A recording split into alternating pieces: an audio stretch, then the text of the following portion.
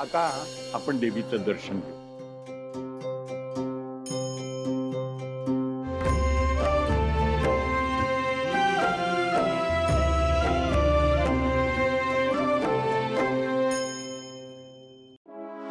पारू, तुला तरी कळायला हवं ना, आम्ही मालक नोकर हा भेद करत नाही, मान्य. पण एक शिस्त असते, काही नियम असतात आणि ते नियम चांगल्यासाठी असतात.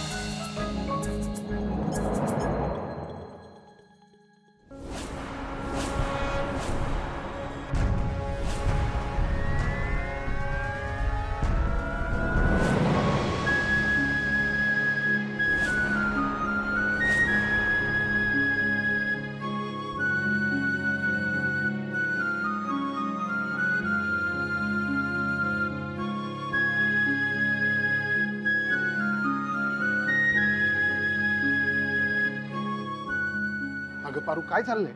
कुठे लक्ष आहे तुझं? लक्ष देऊन चालता येत नाही? मामा प्लीज. मामा, आई बोलल्यामुळे ती थोडी नर्वस झाली. तुम्ही पण आता तिला प्लीज बोलू नका. पारू, चल चल.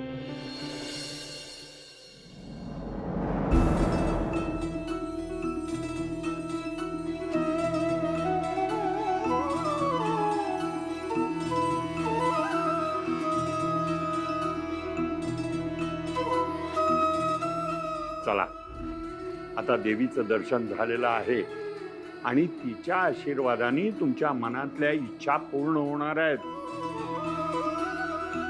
आणि बरं का मुली, पुढच्या महिन्यात लग्नाचे चांगले मुहूर्त आहेत, तेव्हा तुम्ही बरं का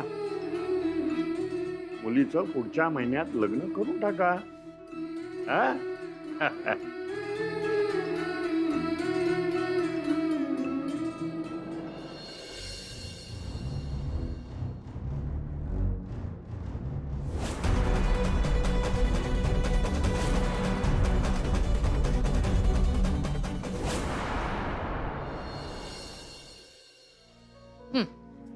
अगं मगाशी पारू देऊन गेली गोळ्या, डबल होतील. पारू उद्या लग्न करून दुसऱ्याच्या घरी जाईल, तिची सवय नको मीच देत जाईल. अहिल्या,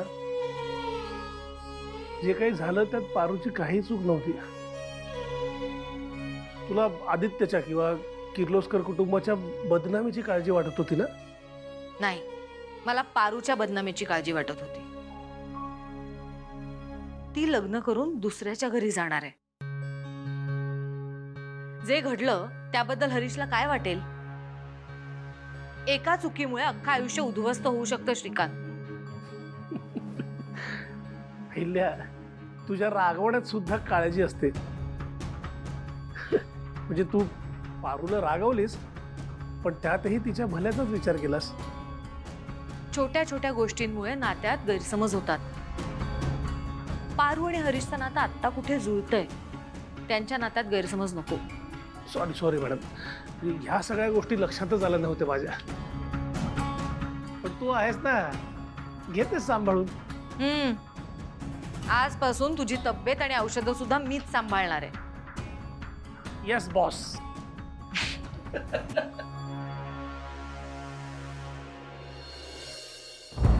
तुला आपली मर्यादा पाळता आलीच पाहिजे. श्रीकांत सरांनी कितीही आग्रह केला तरी तू शिस्त का मोडलीस? या अहिल्या देवीने एक व्यवस्था निर्माण केली आहे आणि ती मोडायचं धाडस तू केलंच कसं? चांगुलपणाचा गैरफायदा घेणं म्हणतात ह्याला.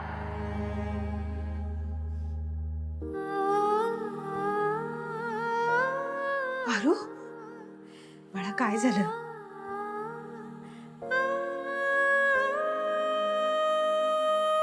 अहिल्या मॅडम तुझ्यावर रागावल्या म्हणून वाईट वाटतंय का? सावित्री आत्या, समजेना माझी चूक होती, मला कळायला पाहिजे होतं. आता ना देवी यांनी जे बघितलंय ना ते त्यांना सारखं सारखं हटवत राहणार आणि त्यांना त्रास होणार. माझ्यामुळं माझ्या बाला सुद्धा ऐकून घ्यावं लागणार. सावित्री आत्या,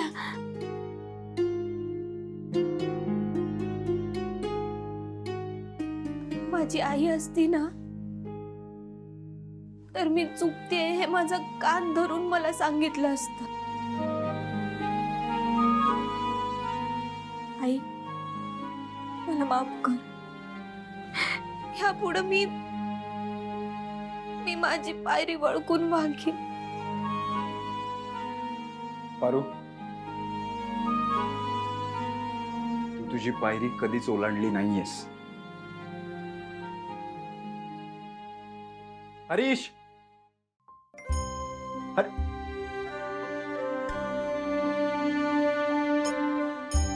मी हरीशला सगळं समजून सांगितले. गैरसमज व्हायच्या आत सगळ्या गोष्टी क्लिअर झालेल्या बरे. पारू, मला सगळं कळलंय. लोक काय म्हणतात ना, याने मला काहीच फरक पडत नाही. मला तुझ्यासोबत संसार करायचाय. आणि पारू, तुझ्याशी लग्न करून मला किती बोनस मिळणार आहे माहितीये? एक वडील, एक मस्तीखोर भाऊ, आदित्य सर, प्रीतम सरांसारखे मित्र, आणि लाखात एक माझी बायको.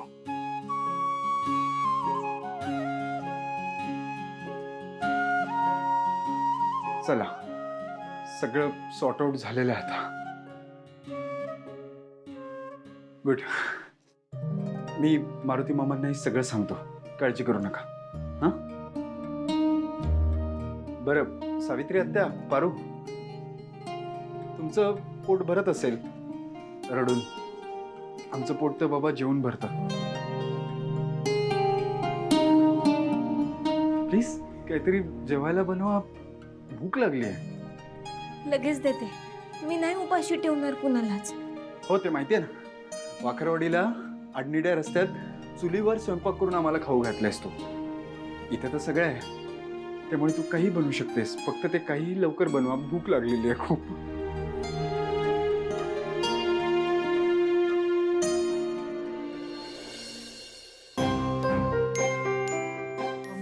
आकाश दादा, मला जरा तुझा फोन देशील का?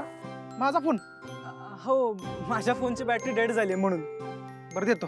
हा, घ्या. मी इथेच आहे. हा, हो, मी देतो फोन जाताना. हो.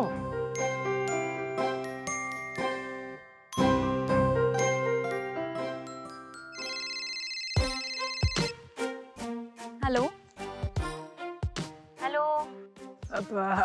हॅलो मॅडम, ॲक्च्युली ना तुमच्यासाठी माझ्याकडे एक ऑफर आहे. म्हणजे तुम्ही त्या दिवशी आमच्या दुकानातून जो ड्रेस खरेदी केला होता ना, हां, त्या दिवशी आमच्या दुकानात एक ऑफर होती आणि तुम्ही चक्क एक 3 BHK फ्लॅट जिंकलात. कॉंग्रॅच्युलेशन्स. तुम्ही त्या दिवशी अमराईत पण तुम्हीच होतात ना?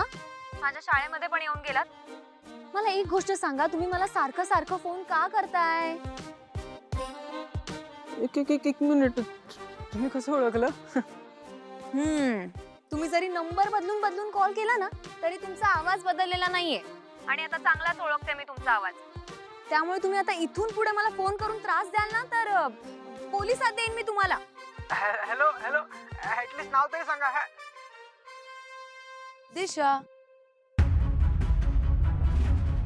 कोणाशी बोलत होतास तू? ऍक्च्युली एका मित्राच्या मित्राशी बोलत होतो. सो ओ, कोणाचा फोन आहे हा? आकाश दादाचा. प्रीतम, तुझ्या फ्रेंडला कॉल करण्यासाठी तू त्या वॉचमॅनचा फोन यूज केलास? हाऊ चीप यार. दिशा, माझा फोन डेड झालेला ना, म्हणून केलं मी.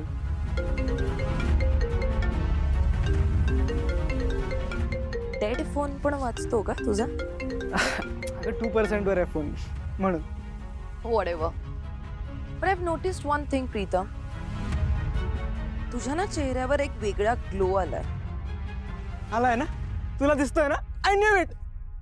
हा ग्लो ना प्रेमाचा आहे दिशा. I mean love. हो, वाव. This is unexpected, पण छान वाटतंय तुझ्याकडून असं ऐकायला. वाटतंय ना? वाटतंय ना? तुला वाटतंय ना? आता ना फक्त तू प्रे कर आणि मला बेस्ट लक दे की माझा हा ग्लो कधीच कमी नाही होणार, कारण माझं प्रेम खूप खरं आहे दिशा, खूप जास्त. येस, कधीच जाणार नाही. तू बोलली आहेस ना, आय एम सो हॅपी. पाहिजे आपल्याला जेवायचं होतं ना? मी ऍक्च्युली त्यासाठीच बोलवायला आले होते. So sweet. चल चल चल जेवायला चल. ये. तू हो पुढे, मी आले. स्टुपिड झालाय का मुलगा जरा? हा खरंच माझ्या प्रेमात इतका पुढाला तर नाहीये ना? चाइल्डिश आहे तो.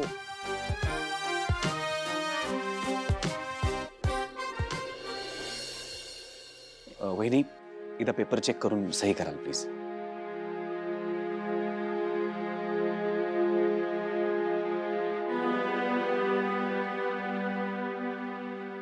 ए पारू थांब. ट्रे ठेव जरा. ट्रे ठेव. काय दिशा?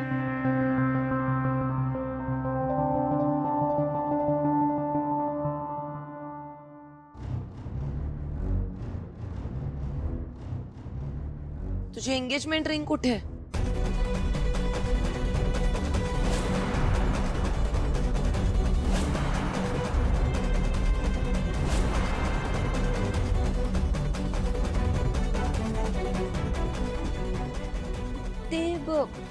मला मला नाही माहिती अंगठी कुठं पडली ती. म्हणजे काल तर माझ्या पोटातच होती. ती साखरपुड्याची अंगठी आहे, साधा दागिना नाहीये. कुठे काढून ठेवली होतीस का? नाही, मी कुठंच काढली नव्हती. विकून वगैरे आली नाहीस ना बाजारात नेऊन? दामिनी, जस्ट विचारलं. पारू, आता जरा जबाबदारीनं वागायला शिक. लग्न ठरलंय तुझं. अंगठी, जोडवी, मंगळसूत्र याला काहीतरी महत्व असतं. त्याच्याशी आपल्या सौभाग्याच्या आणि जोडीदाराच्या भावना जोडलेल्या असतात. मॅडम, चुकून झालं असेल तिच्याकडून. नाही तर पारू असं बेजबाबदारपणे नाही वागला. मी समजावते तिला. देवी आई, मला खरंच नाही माहिती हो अंगठी कुठं पडली का काय. मी खरंच कुठं नाही काढून ठेवली, शपथ. बरं ठीक आहे, आता सगळं काम सोड आणि आधी अंगठी शोध.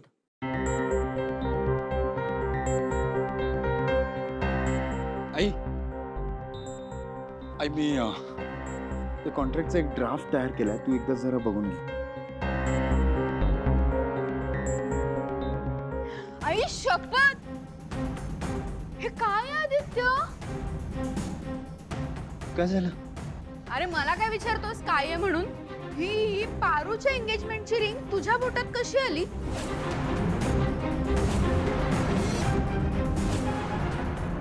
तुम्ही तुमची एंगेजमेंट उरकून नाही ना घेतली? दामिनी, अहो, पारूच्या एंगेजमेंटची रिंग आदित्यच्या बोटात दिसली म्हणून जस्ट विचारलं. काकू प्लीज, काहीतरी अर्थ लावू नकोस. अरे आदित्य, काकू,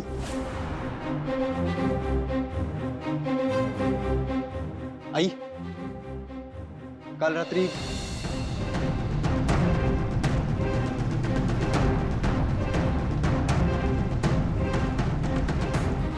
बाय बाय. दादा, ही पारुताईची अंगठी पारुताईला द्या, मला तिथे सापडली. Thank you. Welcome.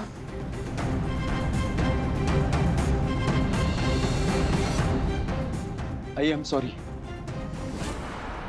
Paru, I am really sorry. मी सकाळीच देणार होतो ही अंगठी, पण पूजेच्या गडबडीत राहून गेला. आदित्य, तू ही अंगठी आधीच पारूला द्यायला हवी होती. ती तिची एंगेजमेंट रिंग आहे आणि तिच्या सौभाग्याची निशाणी आहे. त्या अंगठीची जागा तिच्या बोटात आहे, तुझ्या नाही. Sorry I. पारू,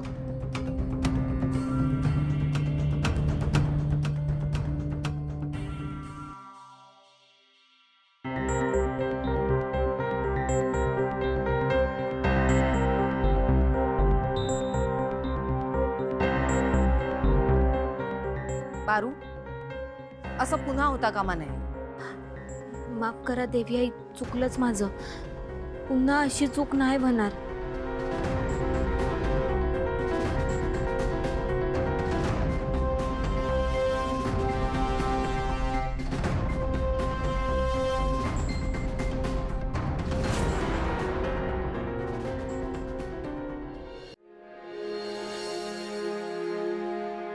पारू काय ग बाळा, किती उदास उदास राहतेस? हाच बघूया आधी. असं असं काय काय पारू,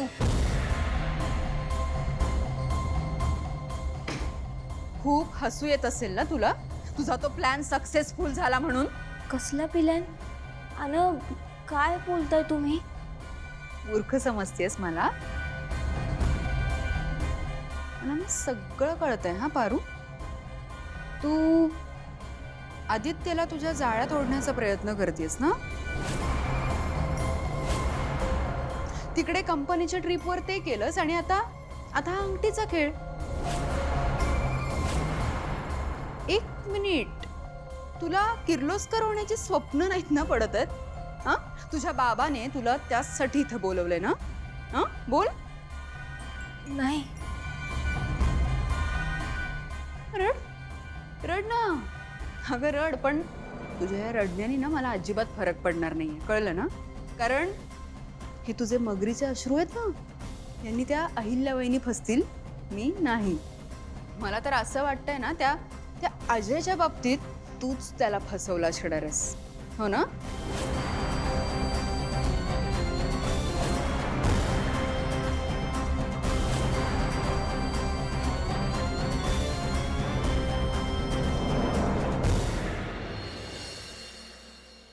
श्रीकांत, अरे थँक्यू.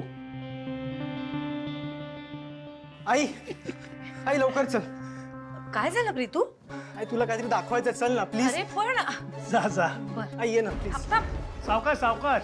ये. तू लक्षात ठेव हा. तू ना मला मूर्ख नाही बनवू शकत, त्या अहिल्या बहिणीना बनवू शकतेस. तुला समजतंय ना? मला एक सांग, साखरपुड्याला इतकी भारी साडी कशी नेसलीस तू? आदित्यकडून मिळवलीस ना? तू आदित्यकडून पैसे उकळतेस ना? मला खरं सांग. नाही. नाही? काय चाललंय इकडे?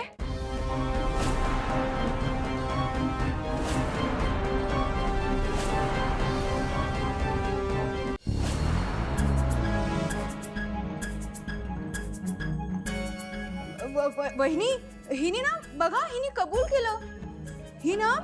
ही आपल्या आदित्यला, आपल्या साध्या भोळ्या आदित्यला नादाला लावती आहो तिच्या. म्हणून ती अंगठी विसरून आली होती तिकडे मुद्दाम. नाही. कामिनी काकू तू ना. तू बाहेर जा. आई बाहेर जा.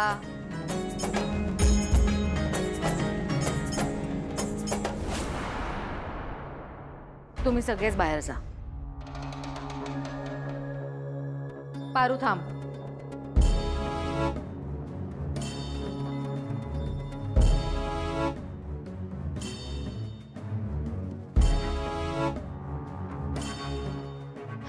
वहिनी, तुम्ही दिवसभर बिझनेसच्या कामात असता, बिझी असता ना, तुम्हाला घराकडे वेळ द्यायला कसं जमणार? म्हणून माझी जबाबदारी आहे या घरची सून म्हणून या घराकडे लक्ष देणं.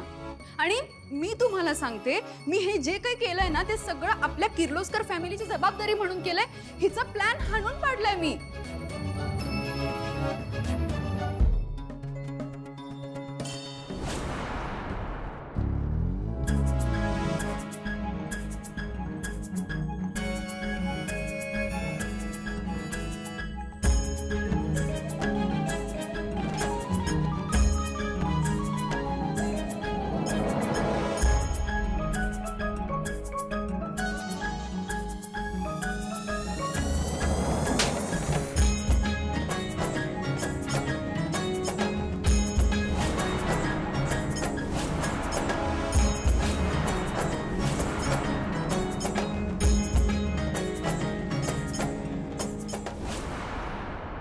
वहिनी बस. या पुढे जर आदित्य बद्दल काहीही चुकीचं बोललीस ना, तर सरळ गावी रवानगी करीन. आणि किर्लोस्कर फॅमिलीचा विचार करायला ही अहिल्या देवी समर्थ आहे. माझा आदित्य पावसाच्या पाण्यासारखा स्वच्छ, सूर्यासारखा तेजस्वी, दगडासारखा कणखर आणि माझ्या संस्कारात तयार झालेला आहे. ते बघ. त्यामुळे यापुढे बोलताना जरा जपूनच. आईने काकूला कण आईने आत्ताच मला बाहेर जायला सांगितलं. तिने तुला बाहेर जायला सांगितलं आणि तू बाहेर उभं राहून तमाशे बघतोयस. अरे कामिनी काकूला बूस्टर डोसची गरज होती, फायनली मिळाला. चल चल काय बघायचं ये. वहिनी चुप, नाहीतर या पुढची कानाखाली अख्ख्या स्टाफ समोर बसेल.